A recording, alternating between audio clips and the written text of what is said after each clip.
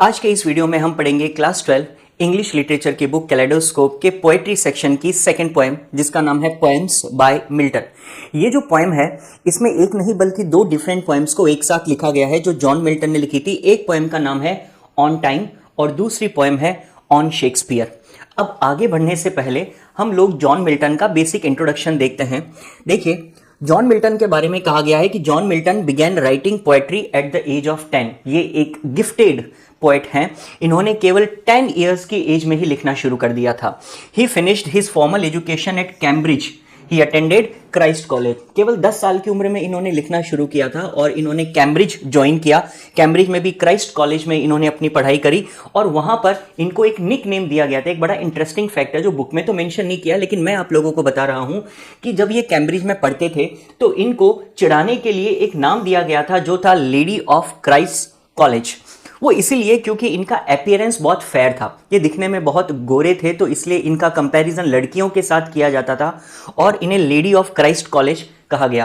खैर, जैसा कि मैंने आपको ऑलरेडी बताया, ये एक गिफ्टेड पोएट थे। इनको एक गॉड गिफ्ट प्राप्त था। इतनी कम एज में इन्होंने इतनी अच्छी पोएम्स लिखी और इन्होंने लैटिन, ग्रीक और इटालियन और इंग्लिश, इन 4 लैंग्वेजेस में जो भी उस वक्त मटेरियल सोर्स अवेलेबल थे इनको कॉलेज में, वो सब पढ़े। इनको पढ़ने का बहुत ज़्यादा शौक था। इनफैक्ट उन्हें बाद में आगे जाकर लैटिन सेक्रेटरी के तौर पर भी वर्क करने को मिला। जो यूनिवर्सिटी में डिपार्टमेंट है लैटिन लैंग्वेज का, वहाँ पर इन्हें लैटिन सेक्रेटरी अपॉइंट किया गया। इन्होंने बहुत हार्ड वर्क किया, इतना ज़्यादा हार्ड वर्क किया, इतनी ज़्यादा पढ़ाई करी कि इनकी आंखों पर जोर पड़ने लगा। बिकॉज जिस पीरियड में जॉन मिल्टन थे उस पीरियड में इतना ज़्यादा इलेक्ट्रिसिटी, लाइट वगैरह नहीं थी, तो ऐसे में इनकी आंखों पर इतना दबाव आने लगा पढ़ने की वजह से कि केवल 45 इयर्स की एज में वो अंधे हो गए। He lost his I site. केवल 45 इयर्स की एज में इन्होंने अपनी आंखों की रोशनी खो दी, लेकिन उसके बाद में भी इन्होंने लिखना नहीं छोड़ा। He kept on writing. और इनफैक्ट जॉन मिल्टन की जो सबसे सिग्निफिकेंट, सबसे पॉपुलर क्रिएशन मानी जाती है, जो 2 पोएम्स है उनमें से एक का नाम है पैराडाइज लॉस्ट और दूसरे का नाम है पैराडाइज रीगेन्ड। वो इन्होंने अंधे होने के बाद में लिखी थी। कैसे? डिक्टेशन के थ्रू, यानी कि ये बोलते थे और कोई और इनके लिए लिखता था। तो ये जॉन मिल्टन का बेसिक इंट्रोडक्शन है। इनकी मोस्ट पॉपुलर पोएम कही जाती है पैराडाइज लॉस्ट। काफी कंट्रोवर्शियल पोएम भी थी, काफी पॉपुलर भी थी, और ये सब इन्होंने इतनी कम एज में अचीव किया। तो ये जो आपका चैप्टर है, इस चैप्टर में हमें इनकी 2 पोएम्स के बारे में बताया गया है जो हम देखेंगे। तो अब हम आगे स्टार्ट करते हैं। सबसे पहले हम फर्स्ट पोएम लेते हैं जिसका नाम है ऑन टाइम। अब ये जो पर्टिकुलर पोएम जॉन मिल्टन ने लिखी है ऑन टाइम, इसका मैं आपको थोड़ा सा समरी बता देता हूं। इस पोएम के अंदर जॉन मिल्टन बात कर रहे हैं किससे? खुद टाइम से, यानी कि वो टाइम को एक ह्यूमन बीइंग की तरह ट्रीट करते हुए उससे कुछ कॉन्वर्सेशन करते हैं। अब देखिए वो उससे क्या बात कर रहे हैं। In this poem John Milton addresses time as if it were a living being. वो टाइम से बात तो कुछ ऐसे कर रहे हैं कि जैसे टाइम कोई इंसान है, कोई लिविंग बीइंग है। He calls time lazy, arrogant and cruel. अब वो बात करते वक्त उसे कहते हैं कि टाइम कैसा है? टाइम एक लेजी, एरोगेंट यानी घमंडी और क्रूअल एंटिटी है। A slow moving yet proud force that thinks it is powerful. यानी कि जॉन मिल्टन टाइम को एक प्रकार से कुछ बुरा भला कह रहे हैं। वो टाइम को, अगर मैं सिंपल लैंग्वेज में कहूं तो उसे डांट रहे हैं और उसे कहते हैं कि तुम बहुत ही एरोगेंट हो, तुम क्रूअल हो।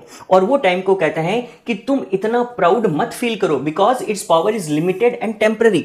वो टाइम को कहते हैं कि मान लिया तुम्हारे पास में बहुत पावर है। पावर क्यों है? बिकॉज तुम जब बीतते हो तो तुम लोगों का यूथ, उनकी ब्यूटी छीन लेते हो। टाइम की वजह से लोग मरते हैं। तो ऐसे में टाइम को इस बात का बहुत घमंड हो गया और वो टाइम को एक प्रकार से कॉल अपॉन करते हैं। उसे कहते हैं कि तुम्हारी पावर भी लिमिटेड है, टेम्पररी है। तुम अपने आप को इस दुनिया की सबसे पावरफुल चीज मत समझने लग जाना। You may bring suffering, decay, aging and death, but all these are only for a short period in this earthly world. Milton कहते हैं कि टाइम की वजह से क्या कुछ खो देते हैं हम। टाइम हमें सफरिंग देता है, डिके कर देता है चीज़ों का, चीज़ें वक्त के साथ खत्म हो जाती है, एजिंग हो जाती है, लोग बूढ़े होते हैं टाइम की वजह से, और अल्टीमेटली लोगों की डेथ भी हो जाती है। लेकिन ये सब कर देने से भी क्या फर्क पड़ जाता है? वाई? बिकॉज ये अर्थली वर्ल्ड है।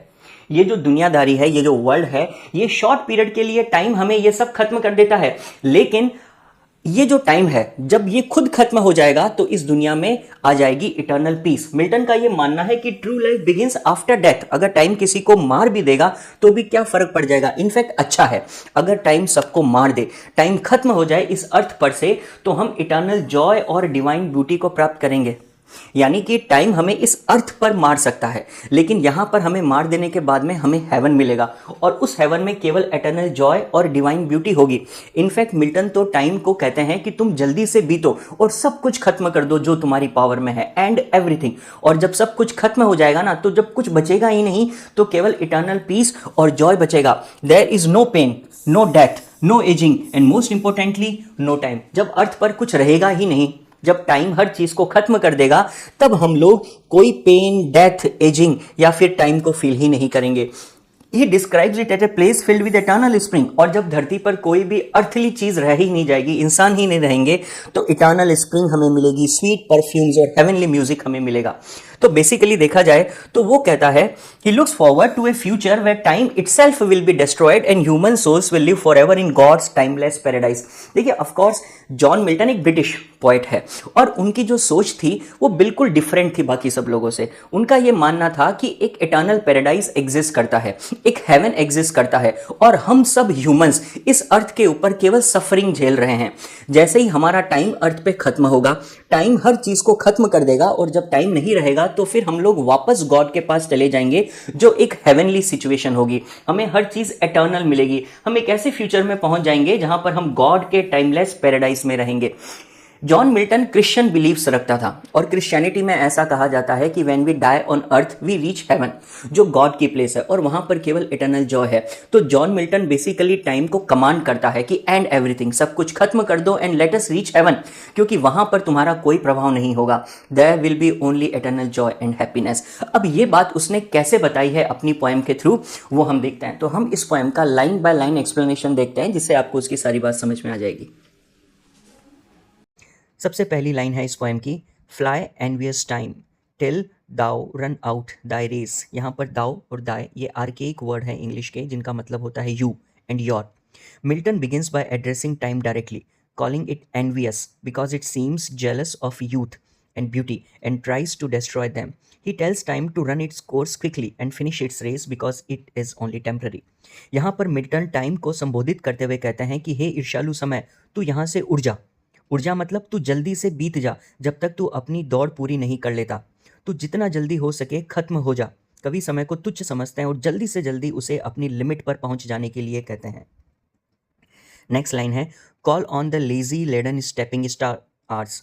Here time is told to hurry up and summon it slow moving hours. यानी कि मिल्टन टाइम को संबोधित करते हुए कहता है कि तुम जल्दी करो और अपने इन स्लो मूविंग आर्स को तेज चलने के लिए बोलो, तुम इतना धीमे धीमे मत चलो। यहाँ पर आर्ट्स को लेजी एंड लेडन कहा गया है। जैसे कि लेड एक मेटल होता है, काफ़ी हैवी होता है और वो बहुत स्लो मूव करता है, उसी प्रकार टाइम भी बहुत स्लो मूव कर रहा है, जबकि उसे कैसे मूव करना चाहिए, बहुत ही तेज़ी से। क्यों? क्योंकि वो डल और टायरसम है। हमें उसका यहाँ अर्थ पर फील ऐसा आता है जैसे कि वो बहुत स्लो चल रहा है। तो उन सुस्त और भारी कदमों वाले घंटों को भी बुलाओ और बहुत जल्दी से चलो। Whose speed is but the heavy plummet's pace.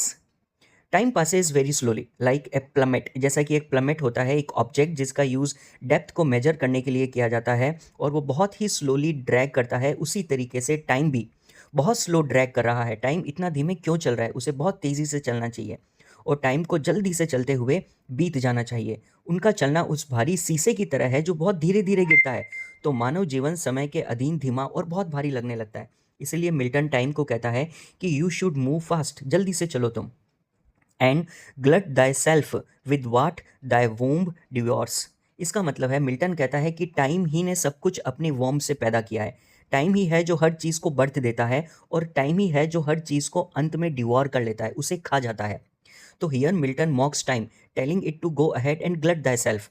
Milton time को कहता है कि सब कुछ तुम ही ने बर्थ दिया है ना, तो तुम ही इस सब कुछ को कंज्यूम भी कर लो, तुम इन सब को खा लो। जितने भी लिविंग बीइंग्स है, जितना भी ब्यूटी और जॉय है, ये तुम ही से निकला है और तुम ही इसे समय बीतने के साथ साथ डिस्ट्रॉय कर देते हो। तो अब भी जल्दी से बीतो और हर वो चीज़ जो मॉर्टल है, हर वो चीज़ जो समय के साथ नष्ट होने वाली है, तुम उसे जल्दी से बीत कर पहले ही नष्ट कर दो। Which is no more than what is false and vain. Milton कहते हैं कि वैसे भी हर वो चीज़ जो तुमने बनाई है और जिसे तुम डिवोर करने वाले हो, वो चीज़ फॉल्स है, वेन है।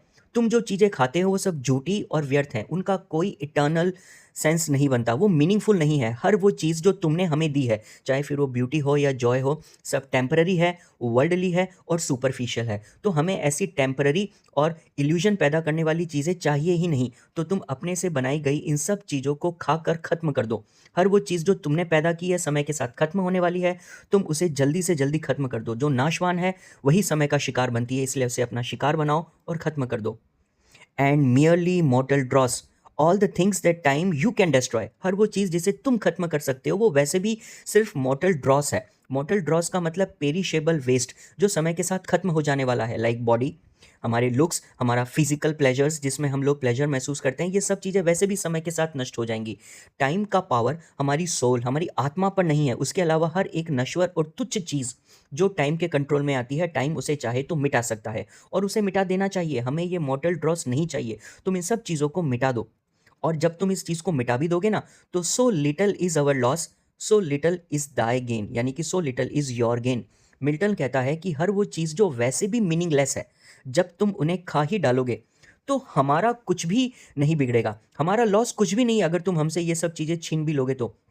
क्योंकि ये सब चीज़ें तो वैसे भी टेम्पररी थी, ये सब चीज़ें तो तुम वैसे भी खत्म ही कर देते, तो इन्हें क्यों ना आज ही जल्दी से खत्म कर दो। और ये सब चीज़ें प्राप्त करने के बाद में तुम्हें भी कुछ गेन नहीं होगा। तुम्हें जो चीज़ें हमसे छीन कर मिलने वाली है वो वैसे भी मूल्यहीन है, तुच्छ है, व्यर्थ है। सो हमारा कुछ भी नहीं बिगड़ेगा और तुम भी कुछ खास नहीं प्राप्त कर पाओगे। For when as each thing bad thou has entombed. इसका मतलब कि मिल्टन कहता है कि टाइम, जब तुम अपने अंदर हर उस चीज़ को बरी कर चुके होंगे, उनको अपने अंदर एंटूम कर चुके होंगे, हर वो चीज़ जो बैड है और फॉल्स है, जब तुम हर बुरी और झूठी चीज़ को अपने अंदर दफन कर दोगे, and last of all thy greedy self consumed, और जब तुम्हारे पास में डिव्योर करने को, खा लेने को और कुछ ना बचे ना, तो तुम खुद को ही डिव्योर कर लेना। Finally when time has devoured even itself, then something greater will emerge. क्योंकि जब तुम अपने खुद के लालची अस्तित्व को भी नष्ट कर दोगे, तो फिर जो कुछ भी बचेगा वो सिर्फ एक इटर्नल ब्लिस की तरह होगा। Here comes the central moment of the poem when Milton calls on time to devour itself so that it may cease to exist. Milton time को कहना चाहते हैं कि तुम खुद को भी कंज्यूम कर लो, खुद को भी खा लो, ताकि ये टाइम का कॉन्सेप्ट ही अर्थ पर से खत्म हो जाए। We do not want time. तुम सिर्फ हमें टेम्पररी खुशियां दे सकते हो, और हर चीज को तुम खुद ही जब नष्ट कर देते हो तो हर चीज को नष्ट कर दो और अंत में खुद को भी खत्म कर देना। जब टाइम ही अर्थ पर एग्जिस्ट नहीं करेगा तो अर्थ पर केवल प्योर ब्लिस रह जाएगा। Then long eternity shall greet our bliss. When time ends, eternity, an everlasting state which is beyond time, will welcome the soul into eternal joy. तब अनंत काल हमारा स्वागत करेगा और हम सच्ची खुशी को पाएंगे। क्योंकि जब तुम नहीं रहोगे तो जो कुछ भी होगा वो एटर्नल होगा, क्योंकि वो टाइम बाउंड नहीं होगा। जब तुम नहीं होगे तो वो तुमसे बंधा और तुमसे सीमित भी नहीं होगा, तो सब कुछ खुशियां देने वाला ही रह जाएगा। With an individual kiss eternity shall greet our bliss with an individual kiss. इसका मतलब कि each soul will be personally welcomed into bliss. यहां पर individual suggest that every soul will be cherished uniquely in this divine embrace. यानी कि जब earth पर समय ही नहीं बचेगा, केवल इटर्निटी रह जाएगी, क्योंकि फिर समय के साथ कुछ भी नष्ट नहीं होगा, क्योंकि समय तो है ही नहीं, तो रहेगी सिर्फ इटर्निटी। और वो इटर्निटी हम सबका इंडिविजुअली वेलकम करेगी, हमें चेरिश करेगी। And joy shall overtake us as a flood. तब इतनी खुशियां आ जाएंगी जैसे कि कोई फ्लड आया हो, खुशियों की एक बाढ़ सी आ जाएगी अर्थ पर जो हमें घेर लेगी। In that eternal life Joy will be overwhelming like a great flood sweeping over everything pure and powerful. जब अर्थ पर टाइम नहीं रहेगा ना, तो जो कुछ भी रहेगा वो अमर होगा, वो इटर्नल होगा, वो कभी समय के साथ में खत्म नहीं होगा। तो वो जो जॉय टाइम के खत्म हो जाने के बाद अर्थ पर रहेगा, वो जॉय एक फ्लड की तरह आएगा और हमें पूरी तरीके से संपूर्ण आनंद देगा। When everything that is sincerely good and perfectly divine, मतलब there is an heavenly state, everything that is truly good, pure and sincere will be present. अर्थ पर केवल वही चीज रह जाएगी जो सच्ची है और अच्छी है। Milton describes the divine atmosphere in heaven. यहाँ पर देखिए, आगे वाली चारों लाइन को साथ में पढ़ा जा सकता है। यहाँ पर मिल्टन कहते हैं कि उस वक्त अर्थ पर वही सब कुछ रह जाएगा जो दिव्य है, सत्य है, शांति और प्रेम के साथ ईश्वर के सिंहासन के चारों ओर चमकेगा। यहाँ मिटल कहना चाहते हैं कि he believes that simply seeing God brings happiness and fulfilment to the soul. Earth पर सब कुछ परफेक्टली डिवाइन होगा, ट्रुथ, पीस और लव यहाँ पर शाइन करेगा और जो सुप्रीम थ्रोन है, सुप्रीम थ्रोन का मतलब seat of the God, throne of God, सिर्फ वही रहेगा और हम उसके चारों ओर बड़ी हैप्पीनेस से रहेंगे। बिकॉज अब तुम्हारे हाथ में तो कुछ रहेगा नहीं, तो हमें कुछ भी और खत्म होने वाली चीज़ तो हमारे अराउंड होगी ही नहीं। When once our heavenly guided soul shall climb, then all this earthly grossness quit. Attired with stars, we shall forever sit, triumphing over death, chance, and thee, O time. Finally, Milton describes the soul's glorious rise to heaven. Milton कहते हैं कि जब समय नहीं रहेगा, अर्थ पर केवल divine और डिविनिटी रह जाएगी, तब हमारी जो सोल है वो राइज करेगी हेवन की ओर। अर्थ पर ही हमें हेवन मिल जाएगा और जो भी अर्थली ग्रॉसनेस है, वो सारी लिमिटेशंस जो इस अर्थ से, इस वर्ल्ड से जुड़ी हुई है, वो सारी इम्प्योरिटीज सब पीछे रह जाएंगी। The soul will be attired with stars, clothed in divine light, and will sit forever in triumph, having defeated death, chance and time itself. जब हमारी आत्मा स्वर्ग की ओर उठेगी, तब यह सांसारिक गंदगी पीछे छूट जाएगी। हम तारों से सजे होंगे और हमेशा के लिए मृत्यु, भाग्य और समय, देखिए डेथ का मतलब मृत्यु, चांस का मतलब जो चीज़ें केवल चांस से होती है, भाग्य से होती है, और खुद टाइम, हम इन तीनों पर विजय प्राप्त कर चुके होंगे। जब अर्थ पर टाइम नहीं रहेगा, तब अर्थ पर डेथ, चांस और खुद टाइम से हमें छुटकारा मिल चुका होगा और उस वक्त हम उस गॉड की शरण में होंगे। We will be attired with stars, हम स्टार्स को क्लोथ की तरह पहनेंगे, हमें डिवाइन लाइट मिलेगी और हम उस गॉड की कंपनी में, उनकी ब्लेसिंग्स में हमेशा के लिए रहेंगे। यानी कि यहाँ पर मिल्टन का कहना है कि जब टाइम पूरी तरीके से खत्म हो जाएगा, तो अर्थली ग्रॉसनेस जो टाइम के साथ जुड़ी थी वो भी हमेशा के लिए खत्म हो जाएगी और हमारी सोल हेवनली गाइडेड होगी, फिर हमें अल्टीमेट ब्लिस मिलेगा। So all Milton wants to say is, अगर आपको अर्थली ग्रॉसनेस से छुटकारा पाना है, अगर आपको हर उस चीज़ से छुटकारा पाना है जिसे समय नष्ट कर देता है, तो इस समय को ही नष्ट हो जाना चाहिए। जब समय चला जाएगा, जब समय नहीं रहेगा, जब समय से जुड़ी टेम्परेरी चीज़ें चली जाएंगी, तभी हम अल्टीमेट हैप्पीनेस को प्राप्त कर सकेंगे। आई होप आपको मैंने लाइन बाय लाइन सारी पोएम एक्सप्लेन कर दिया, आपको समझ में आ गई होगी। अब देखिए आपके क्लास 12 के बोर्ड एग्जाम के हिसाब से इसमें से क्या क्या क्वेश्चंस बन सकते हैं। तो मैंने जो भी क्वेश्चंस बन सकते हैं उन सभी क्वेश्चंस को आपके लिए ऑलरेडी यहाँ पे लिख दिया है। सबसे पहले हम शॉर्ट आंसर टाइप क्वेश्चंस देखेंगे, जैसे कि why does Milton refer to time as envious. आपने पोएम में देखा ना, वो उसे एनवियस कहता है, वो कहता है कि टाइम हमसे एनवी करता है, वो हमसे जलता है। उसने ऐसा क्यों बोला? Because it destroys everything beautiful and joyful. Time हर चीज की ब्यूटी छीन लेता है। आप नोटिस कीजिए, हर पर्सन की एजिंग होती है, हर पर्सन अपने यूथ में बहुत हैंडसम हो सकता है, ब्यूटीफुल हो सकता है, लेकिन जैसे जैसे एजिंग होती है उसकी ब्यूटी घटती चली जाती है। चीजें समय के साथ में अपनी सुंदरता खो देती है। तो टाइम हर चीज को छीन रहा है, टाइम हर चीज को डिस्ट्रॉय कर रहा है जो ब्यूटीफुल और जॉयफुल है। इसका मतलब टाइम शायद हमसे भी एनवी करता है, वो हमसे जलन रखता है। Time appears jealous of anything good and lasting and tries to consume it quickly. समय हर चीज को खत्म कर देना चाहता है, इसलिए उसने टाइम को एनवियस बोला है। इसी प्रकार एक क्वेश्चन है कि मिल्टन ने मॉर्टल ड्रॉस क्यों कहा? मॉर्टल ड्रॉस का मतलब होता है everything which is material and perishable. Mortal dross का मतलब हो गया हर वो चीज जो नश्वर है और जो बेकार की है, जो पेरिशेबल है, जैसे कि ये बॉडी हुआ, या अर्थली प्लेजर्स है, या कोई भी प्रकार का वर्ल्डली अटैचमेंट, दुनिया में आपका लोगों से जो अटैचमेंट होता है। मिल्टन का मानना है कि टाइम सिर्फ इन टेम्पररी एलिमेंट्स को डिस्ट्रॉय कर सकता है। अगर वो किसी की ब्यूटी छीनता है तो ब्यूटी एक प्रकार से फिजिकल ब्यूटी है, या फिर अगर वो चीजों को डिस्ट्रॉय कर रहा है तो वो चीजें सिर्फ एक टेम्पररी एलिमेंट है। यानी कि टाइम किसी भी एटर्नल सोल को नहीं छीन सकता। इसीलिए मिल्टन टाइम को कहते हैं कि you go on, you destroy everything which you can, लेकिन तुम जिन चीजों को डिस्ट्रॉय कर दोगे ना, वो सिर्फ मॉर्टल ड्रॉस होंगी, इससे ज्यादा कुछ भी नहीं। इसी प्रकार एक क्वेश्चन कहता है कि पोएट ने एंड ऑफ टाइम कैसे इमेजिन किया है? तो मिल्टन कहते हैं कि time will one day destroy itself. जब अर्थ पर कुछ भी और डिस्ट्रॉय करने के लिए नहीं रहेगा ना, तो टाइम का कॉन्सेप्ट भी नहीं रहेगा, तो टाइम खुद को ही डिस्ट्रॉय कर चुका होगा। और जब ऐसा होगा तो इटर्नल ब्लिस शुरू होगी, and soul will rise to heaven where there is everlasting joy, peace and divine light. फिर क्वेश्चन कहता है what kind of joy does Milton expect in eternity? जब टाइम खत्म हो जाएगा, हम इटर्निटी में राइज करेंगे और वहां पर हमें किस प्रकार का जॉय मिलेगा? Pure and overwhelming. Next question, central message of the poem क्या है? सेंट्रल मैसेज ये कहता है कि time is temporary and limited to destroying only physical life. True life तो डेथ के बाद शुरू होती है। जैसा मैंने आपको ऑलरेडी बताया, जॉन मिल्टन के क्रिश्चियन बिलीफ थे जो ये मानते थे कि असली जिंदगी, हमारी सोल की जो प्रॉपर प्लेस है वो तो डेथ के बाद हमें मिलती है। यानी कि हम जिस इटर्नल पीस की तलाश में पूरी जिंदगी सफरिंग करते हैं वो इटर्नल पीस हमें केवल डेथ के बाद मिलेगी। इसीलिए let the time end everything then we will reach heaven, ऐसा कुछ इसका सेंट्रल मैसेज है। ये मैंने आपको क्वेश्चंस लिख दिए। फिर उसके बाद में कुछ लॉन्ग आंसर टाइप क्वेश्चंस है जो इस चैप्टर में से बन सकते हैं, जैसे कि how does John Milton present the contrast between time and eternity. Contrast का मतलब होता है विरोधाभास, एक प्रकार से डिफरेंस। तो मिल्टन की इस पोएम में एक तरफ तो है टाइम और एक तरफ है इटर्निटी। ऐसा लगता है जैसे कि टाइम इटर्निटी को हम तक आने नहीं दे रहा। अब कैसे इन दोनों के बीच में कॉन्ट्रास्ट एग्जिस्ट किया है वो मैंने आपको यहां आंसर में लिख दिया है। जैसे जॉन मिल्टन का कहना है कि टाइम के पास में लिमिटेड पावर होती है और वो सिर्फ डिस्ट्रक्टिव है, एनवियस फोर्स है जो हर चीज को डिव्योर कर लेता है, ब्यूटी को, यूथ को, फिजिकल एग्जिस्टेंस को। लेकिन उसकी पावर केवल टेम्पररी और सुपरफिशियल है। वो टाइम केवल उसी चीज को इफेक्ट कर सकता है जो चीज फिजिकल वर्ल्ड से जुड़ी है।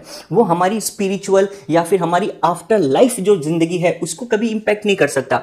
यानी कि अगर एक बार टाइम हमारा खत्म हो जाए तो मिल्टन का मानना है कि फिर soul eternal and beyond the reach of time पहुंच जाती है। जब टाइम हमें डिस्ट्रॉय कर देगा तो हम टाइम के बियॉन्ड पहुंच जाएंगे, हम एटर्निटी में राइज करेंगे और वहां पर सब कुछ एटर्नल होगा, वहां पे हर चीज में शाश्वत होगा। तो ऐसे में उसने ये कॉन्ट्रास्ट प्रेजेंट किया है टाइम और एटर्निटी बीच में। ये आंसर यहां पे लिखा हुआ है, आप इसका स्क्रीनशॉट लेकर अपने पास में रख सकते हैं। इसी प्रकार एक क्वेश्चन है ये वाला जिसमें कहा गया है स्पिरिचुअल एंड फिलोसॉफिकल विजन। यहां पर मिल्टन ऑब्वियसली टाइम की बात करते हैं, एटर्निटी की बात करते हैं, लाइफ आफ्टर डेथ की बात करते हैं। तो ये फिजिकल पॉइंट्स नहीं है, वो स्पिरिचुअल और एक फिलोसॉफिकल व्यू पॉइंट हमें दे रहा है। तो ऐसे में उसने कैसे इस चीज को डिस्कस किया है वो मैंने यहां पे लिख दिया। ऑलरेडी ये चीज आपको लाइन बाय लाइन एक्सप्लेनेशन में एक्सप्लेन कर दी गई थी, आप इसको देख लीजिएगा। सिंपल सा आंसर, आप इसका स्क्रीनशॉट लेकर अपने पास में रख सकते हैं और इसको खुद से पढ़ सकते हैं। अब हम लोग चलते हैं अपनी नेक्स्ट पोएम की ओर। मिल्टन ने ऑन टाइम के बाद में जो नेक्स्ट पोएम लिखी है वो है ऑन शेक्सपियर। मैं आपको पहले से बता देता हूं, जॉन मिल्टन शेक्सपियर यानी कि विलियम शेक्सपियर के बहुत बड़े फैन थे। उन्हें विलियम शेक्सपियर बहुत ज़्यादा पसंद था और विलियम शेक्सपियर की डेथ हो जाने के बाद में जॉन मिल्टन ने उन्हें एक ट्रिब्यूट, एक श्रद्धांजलि देने के लिए ये पोएम लिखी थी। विलियम शेक्सपियर की डेथ हुई थी 1616 में, 1616 के अंदर। और ये पोएम जब लिखी गई तो जॉन मिल्टन हार्डली 21 ईयर्स के थे। केवल 21 साल की उम्र में जॉन मिल्टन ने उनकी डेथ के बाद में ये वाली पोएम लिखी थी। और उस पोएम का एक ही लक्ष्य था कि वो जॉन मिल्टन विलियम शेक्सपियर को अपना, एक प्रकार से विलियम शेक्सपियर के प्रति उनका जो एक रेस्पेक्ट है मन में और जो लाइकिंग है वो उसको पेश करना चाहते थे। तो अगर मैं आपको समराइज करूं कि ये पोएम क्या कहती है, तो इस पोएम में John Milton expresses that William Shakespeare दो फिजिकली डेड, जब ये पोएम लिखी गई थी तो उस वक्त विलियम शेक्सपियर जिंदा नहीं थे उनकी पोएम को पढ़ने को, वो फिजिकली डेड थे। But still he does not need any grand stone monument और pyramid to preserve his memory.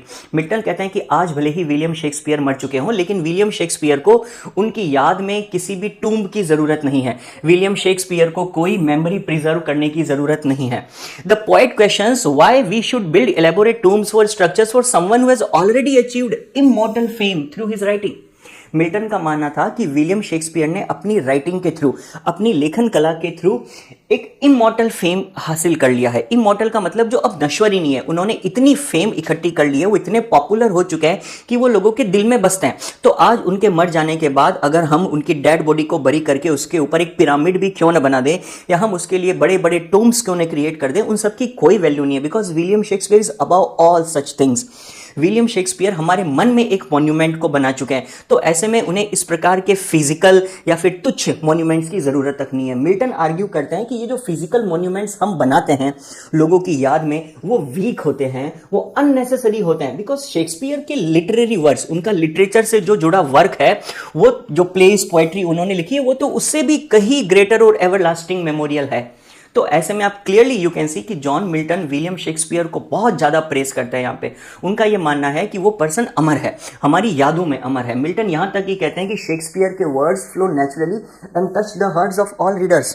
William Shakespeare की जो पोएम्स है, उनके जो प्लेज है, वो नेचुरली फ्लो करते हैं, वो इतने ईजी है कि वो हमारे मन में सीधे बस जाते हैं। उनकी राइटिंग्स हमें मिक्स ऑफ इमोशंस देती है, उनका हमारी सोल पे बहुत डीप इंपैक्ट पड़ता है। यहां तक कि उन्होंने शेक्सपियर को डेल्फिक ऑरिकल्स से कंपेयर कर लिया। डेल्फिक ऑरिकल्स, ये मैं आपको भी लाइन बाय लाइन जब इस पोएम का एक्सप्लेनेशन दूंगा तो हम आपको बताएंगे कि ये डेल्फिक ऑरिकल्स का क्या मीनिंग है। जो कभी किसी जमाने में ऑरिकल्स अपने विजडम और प्रोफेटिक ट्रुथ के लिए जानी जाती थी, उसके इक्वल उन्होंने विलियम शेक्सपियर को माना है। शेक्सपियर की क्रिएटिव इमेजिनेशन इतनी स्ट्रांग है कि वो रीडर की इमेजिनेशन को पूरी तरीके से ओवरवेल्म कर सकती है। इनफैक्ट मिल्टन कहते हैं कि शेक्सपियर को इतनी ग्लोरी मिल चुकी है कि उतनी ग्लोरी के लिए तो आज की तारीख में जितने बड़े बड़े किंग्स हैं वो भी तरसते होंगे और उनको भी उस टाइप की ग्लोरी नहीं मिल सकती। अगर मिल्टन ये कहना चाहते हैं कि अगर आजकल के किंग्स भी चाहें कि उन्हें उतनी रेस्पेक्ट मिले जितनी विलियम शेक्सपियर को मिली है, तो वो किंग्स मरने को तैयार हो जाएंगे अगर उन्हें विलियम शेक्सपियर जितनी रेस्पेक्ट मिले, तो भी वो उस रेस्पेक्ट को कभी अचीव नहीं कर पाएंगे। So clearly it's a tribute by Milton to William Shakespeare. अब उन्होंने इन चीज़ों को पोएम में कैसे बताया है वो मैं आपको एक्सप्लेन कर देता हूं। तो अब हम इसका लाइन बाय लाइन एक्सप्लेनेशन देख लेते हैं। इस पोएम की पहली लाइन है, what needs my Shakespeare for is honoured bones. What needs my Shakespeare for is honoured bones. Honoured bones का मतलब है उनकी आदरणीय हड्डियां, मतलब कि शेक्सपियर की अब मृत्यु हो चुकी है और जॉन मिल्टन शेक्सपियर को बहुत प्रेज करते थे, वो उनको बहुत ही ऑनर करते थे, इसीलिए वो कहते हैं कि व्हाट काइंड ऑफ ट्रिब्यूट और monument does Shakespeare need for his respected remains. Honoured bones का मतलब है यहाँ पर उनके रिमेन्स, उनके अवशेष जो उनकी मृत्यु के बाद में बचे हैं। मेरे शेक्सपियर की आदरणीय हड्डियां यानी कि उनके जो ऑनर्ड रिमेन्स हैं, उनके लिए किसी स्मारक की क्या आवश्यकता है। The labour of an age in piled stones, does he need a grand tomb made of stones build with great effort over time. क्या उनको एक पत्थरों से बने स्मारक की ज़रूरत है जिसको बहुत लंबे वक्त तक मेहनत करके बनाया गया हो। और that his hallowed relics should be hid under a starry pointing pyramid, यानी कि should his sacred remains be hidden away in such a monument. क्या उनके पवित्र अवशेषों को ऐसे किसी स्मारक में छुपा कर रख दिया जाए जैसे कि पिरामिड्स बनते थे। यहाँ पर हेलोड का मतलब है वेरी रेस्पेक्टेड और रेलिक्स का मतलब है अवशेष, an object from the past, या फिर आप कह सकते हैं आर्टिकल ऑफ रिलीजियस सिग्निफिकेंस। और यहाँ पर जिक्र किया गया है स्टारी पॉइंटिंग पिरामिड का। पिरामिड कैसे होते हैं यहाँ पर आपको एक इमेज में शो किया गया है। Should they be placed under a tall pointing pyramid like a great king. जैसे पहले इजिप्ट के शासकों के लिए पिरामिड्स बनाए जाते थे, क्या इसी प्रकार शेक्सपियर के रिमेन्स को भी ज़मीन में छुपा कर रखने की ज़रूरत है और हमें क्या उनके लिए टॉल और पॉइंटेड पिरामिड बना देने चाहिए, क्योंकि बड़े बड़े रूलर्स के लिए तो वही बनते थे। लेकिन मिल्टन कहते हैं कि ऐसा नहीं है। He is dear son of memory great heir of fame. Heir का मतलब उत्तराधिकारी। Shakespeare you are the beloved of history and the true heir of everlasting fame, यानी कि तुम प्रसिद्धि के महान उत्तराधिकारी हो। तुम्हारे जैसे प्रसिद्ध व्यक्ति के लिए किसी पिरामिड की जरूरत तक नहीं है। What needs thou such weak witness of thy name? Witness का मतलब गवाह, मतलब कि why do you need such weak and temporary proof like a monument to prove your greatness? तुम्हें पिरामिड की तरह किसी भी ऐसे पत्थर के स्मारक की ज़रूरत नहीं है। तुम्हारे नाम की गवाही देने के लिए कोई पत्थर का स्मारक नहीं चाहिए। Thou in our wonder and astonishment has built thyself a live long monument। मतलब you live for ever in our wonder and amazement at your works, यानी कि तुम हमारे आश्चर्य और चकित कर देने वाले भावों में हमेशा जीवित हो। यानी कि मिल्टन कहते हैं कि शेक्सपियर ने इतना वंडरफुल और एस्टॉनिशिंग काम किया है कि शेक्सपियर ने तो हमारे मन में अपने खुद के लिए एक मॉन्यूमेंट खुद ब खुद ही क्रिएट कर लिया है। तुमने अपनी रचनाओं के जरिए अपने लिए एक अमर स्मारक बना दिया है।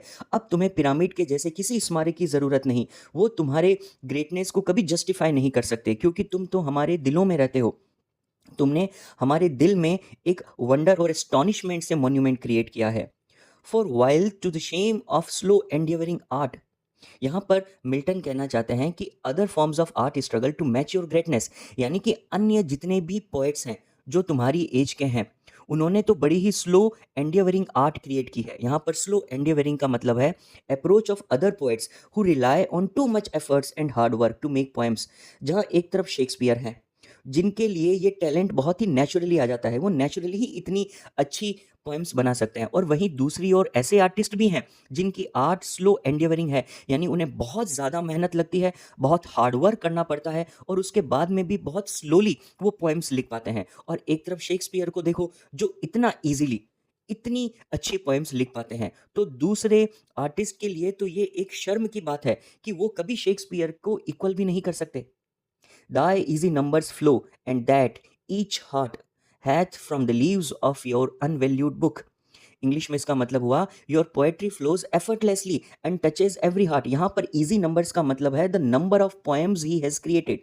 इजी नंबर्स का मतलब है smooth and easily flowing verses, जिनको बनाने के लिए शेक्सपियर को कुछ मेहनत नहीं करनी पड़ी, बहुत इजीली वो ये सब पोएम्स लिख पाए। और उनकी जो अनवैल्यूड बुक की लीव्स है, लीव्स का मतलब है यहाँ पर पन्ने, तुम्हारी अमूल्य पुस्तकों के पन्नों को पढ़ने वाला हर व्यक्ति तुम्हारे इंप्रेशन में है। तुम्हारी हर एक बुक, चाहे हम उनकी कितनी भी वैल्यू कर ले, वो अनवैल्यूड ही रहेंगी because your work deserves great praise. तो उन बुक्स की लीव्स में से इजी नंबर्स फ्लो करते हैं, तुम इतना इजीली कुछ भी लिख पाते हो। Those Delphic lines with deep impression took. यहां पर एक खास चीज का यूज किया गया है जो कि है डेल्फिक लाइंस। एक्चुअली मैं आपको ये पहले एक्सप्लेन करता हूं। यहां पर वर्ड यूज किया गया है Delphi. Delphi is a place in Greece where temple of Apollo was situated. Apollo एक ग्रीक गॉड थे, उनका एक मंदिर ग्रीस में बना हुआ है डेल्फी नाम की प्लेस पर। वहां पर पाइथिया नाम की एक ओरेकल रहती थी। ओरेकल का मतलब जो भविष्यवाणी कर सकती थी, जो भविष्य को देखकर पहले ही बता सकती थी। तो पाइथिया अपोलो के टेम्पल की द मोस्ट फेमस ओरेकल थी, जो प्रोफेसीज डिलीवर करती थी, जो भविष्यवाणियां कहती थी, जिसको जानने के लिए बहुत सारे रूलर्स डेल्फी को विजिट करते थे। मिल्टन कहते हैं कि शेक्सपियर की जो लाइंस है ना, वो भी डेल्फिक ही है। जिस प्रकार डेल्फी की प्रोफेसीज लोगों में डीप इंप्रेशन क्रिएट करती थी, वैसे ही शेक्सपियर की रचनाएं भी डेल्फिक लाइंस के समान है, जो किसी प्रोफेसी से कम नहीं है। Then thou our fancy of itself bereaving। bereaving का मतलब होता है a period of sadness felt after the loss of a loved one। यहाँ पर मिल्टन कहता है कि तुम्हारी कल्पना इतनी अद्भुत है कि यह हमारी कल्पना शक्ति को भी फीका कर देती है। यानी कि हम तुम्हें इमेजिन करके बिरीव करते हैं, हम एक सैडनेस फील करते हैं कि तुम हमारे बीच नहीं हो, और जबकि तुमने इतनी फैंसी से सब कुछ रचनाएं करी हैं। तुम्हारी इमेजिनेशन इतनी पावरफुल लगती है तुम्हारे आर्ट वर्क में कि हम बिरीव फील करते हैं। Does make us marvel with too much conceiving। यहाँ पर मार्बल वर्ड का मतलब है मार्वल, यानी कि पर्सन और thing that actually surprises you. और कंसीव करने का मतलब होता है to think about something, to imagine, अपनी इमेजिनेशन से कुछ पैदा करना। तो यहाँ पर मिल्टन कहते हैं your powerful thoughts leave us stunned and motionless like statues. तुम्हारे विचार हमें इतने स्तब्ध कर देते हैं कि हम पत्थर की मूर्ति के समान बन जाते हैं। यहाँ पर मार्बल का यूज दोनों प्रकार से किया गया है। आप चाहे तो मार्बल को मार्वल समझ सकते हो, या फिर आप ये भी समझ सकते हो कि मिल्टन कहते हैं कि हम खुद मार्बल बन जाते हैं, यानी हम एक पत्थर की मूर्ति में बन जाते हैं। जब हम आपको ध्यान से पढ़ते हैं तो हम एक पत्थर की तरह मोशनलेस हो जाते हैं। And so sepulchre in such pomp does lie. यहाँ पर देखिए वर्ड यूज किया गया है सेपल्कर। सेपल्कर का मतलब होता है small room built to bury a dead person, यानी ये एक प्रकार की समाधि की तरह, एक छोटा सा रूम जो किसी पर्सन के मर जाने के बाद उसे दफन करने के लिए बनाया जाता है। तो यहाँ पर मिल्टन कहता है so you rest in a grand grave not built of stone but of everlasting fame. यानी सच पॉम्प, सच पॉम्प का मतलब होता है फेम, और सेपल्कर का मतलब तुमने समाधि ले ली है, यानी कि इस तरह तुम एक भव्य समाधि में विश्राम कर रहे हो जो पत्थर की नहीं बनी, बल्कि वो तुम्हारी प्रसिद्धि की बनी हुई है। यानी कि तुम्हें जिस कब्र में दफन किया गया है वो कब्र पत्थर की नहीं बल्कि हमारे दिल में बनी हुई है, और वो तुम्हारी प्रसिद्धि से बनी है। तुम्हारे फेम ने ही तुम्हारे लिए एक सेपल्कर बिल्ड करके दी है। That kings for such a tomb would wish to die. और ये जो तुमने हमारे दिलों में अपने लिए एक सेपल्कर बना लिया है ना, even kings would wish to die if they could be honoured in such way. यानी राजा भी ऐसी अमरता पाने के लिए मरने की कामना करते होंगे जैसी तुम्हें मिली है। यानी हमारे मन में, हमारे दिल में तुम्हें जो फेम और जो ऑनर मिला है, ऐसी इमेजिनेशन कर सकते हैं हम कि कोई किंग तो इसके लिए मरने को तक तैयार हो जाए। कोई भी किंग मरने की काम ना करे जितनी प्रसिद्धि तुम्हें मिली है उसके लिए। Tomb is a large place build of stone where the body of an important person is buried. यानी कि किंग तक मरना चाहेंगे अगर उन्हें तुम्हारे जैसा सेपल्कर मिल सके, उन्हें तुम्हारे जैसा ऑनर मिल सके जो तुम्हें मरने के बाद में मिला है। ये हो गई हमारी पोएम की line by line explanation. I hope आपको समझ में आया होगा। मैंने इसको इजी लैंग्वेज में पुट करने की कोशिश की है। अब हम देखते हैं कि इस चैप्टर में से कितने क्वेश्चंस बन सकते हैं। So important questions and answers. सबसे पहले वेरी शॉर्ट क्वेश्चंस की बात करते हैं। मैं इसको बहुत ज़्यादा डिटेल में एक्सप्लेन नहीं करूंगा बिकॉज बहुत ईजी है। लाइन बाय लाइन एक्सप्लेनेशन में हमने ये सब चीज़ें कवर कर लिया है। आप इसका स्क्रीनशॉट लेकर रख सकते हैं, नोटबुक्स में लिख सकते हैं इसको। जैसे पहले मैंने वेरी शॉर्ट आंसर्स दिए हैं। Who is the poet? John Milton. What kind of monument Milton says Shakespeare has built for himself? Eternal monument. और वो भी कैसे? अपनी लिटरेरी वर्क्स के थ्रू। मिल्टन ने क्यों रिजेक्ट करा है idea of building a stone monument, जो काफी इंपॉर्टेंट क्वेश्चन है। Because Shakespeare works are more lasting and powerful than any stone monument. Shakespeare को जरूरत ही नहीं है किसी स्टोन मॉन्यूमेंट की। और मिल्टन ने स्टार पॉइंटिंग पिरामिड्स को लेकर क्या बोला है? स्टार पॉइंटिंग पिरामिड्स का मतलब इजिप्शियन पिरामिड्स है। तो इस प्रकार के कुछ सिंपल क्वेश्चंस हैं और फिर उसके बाद में हमने कुछ शॉर्ट आंसर टाइप क्वेश्चंस लिए हैं, 1 या 2 लाइन में इनका आंसर आ जाता है। आप इनका स्क्रीनशॉट लेकर अपने पास में रख सकते हैं। ये सब मैंने ऑलरेडी आपको एक्सप्लेन कर दिया है जब हमने ये पोएम पढ़ी थी।